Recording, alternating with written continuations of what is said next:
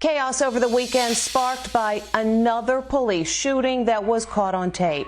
Stephen Fabian has the latest on a black man shot 7 times in the back by a police officer as his children were watching. It's the stunning moment causing outrage today. Another black man gunned down by police. Why the y'all just shoot him? Why the you shoot him that many times? It happened in Kenosha, Wisconsin. 29-year-old Jacob Blake was reportedly trying to break up a domestic dispute between 2 women when police were called. Video shows him walking away from cops to his SUV. 2 children are inside the vehicle. As he climbs into the driver's seat, he was shot 7 times in the back and seriously wounded. They didn't even know the kids was in the car. And I'm telling the woman cop, I'm like, can you please get back? If I shoot you, get back. Like, these officers is head, I'm like, shoot me. My kids is in the car. Angry neighbors confronted cops after the shooting and protests turned violent, triggering an overnight curfew. WDJT TV reporter Perry Cruz. What we're hearing from people out here in this neighborhood where the shooting occurred is, they're very hurt. They're in disbelief that this has happened yet again, where a black man, a minority member, has been shot by a white police officer. In Portland, it was another weekend of civil unrest with rioting and street battles with cops. And check this out. Breonna Taylor, shot dead by cops in Louisville during a botched police raid, is on the cover of September's Vanity Fair. After O Magazine, it's now the 2nd national magazine to feature Breonna. Now to breaking news overnight from Kenosha, Wisconsin. At least 2 people were killed there last night, another wounded when shots rang out during protest over the shooting of Jacob Blake by police. We are still learning about the victims and about who allegedly opened fire on the 3rd straight night.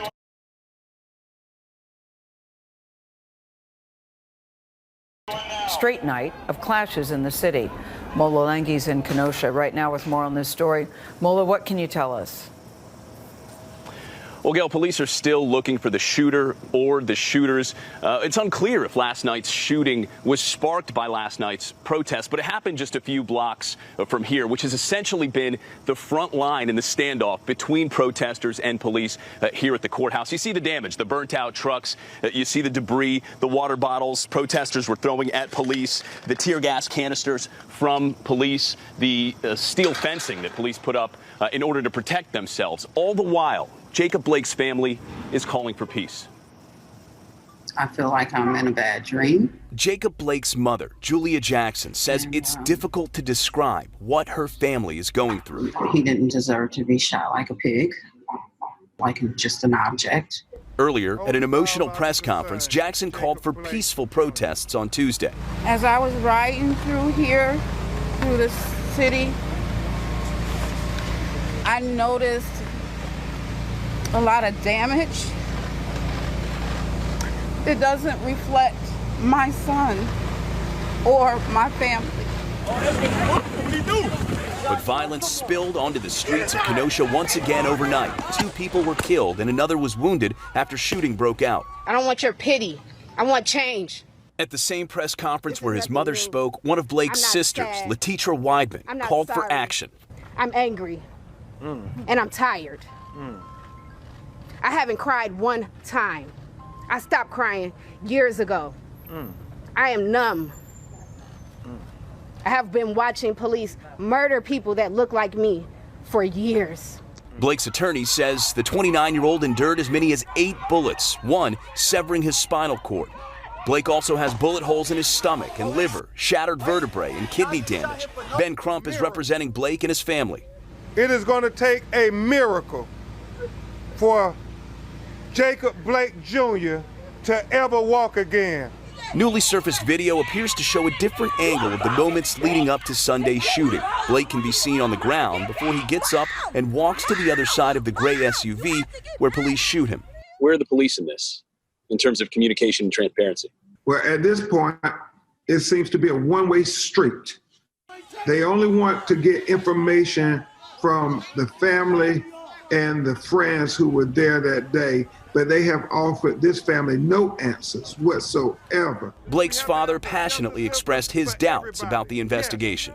Anybody that is white that is doing an investigation about a black young man that was shot 7 times in his back and haven't come up with an answer or a comment at this point is not welcome. Ms. Jackson, you know the names, right? George Floyd, and Trayvon Martin, and Michael Brown, and Breonna Taylor. How does that feel to have your son on that list? Unreal.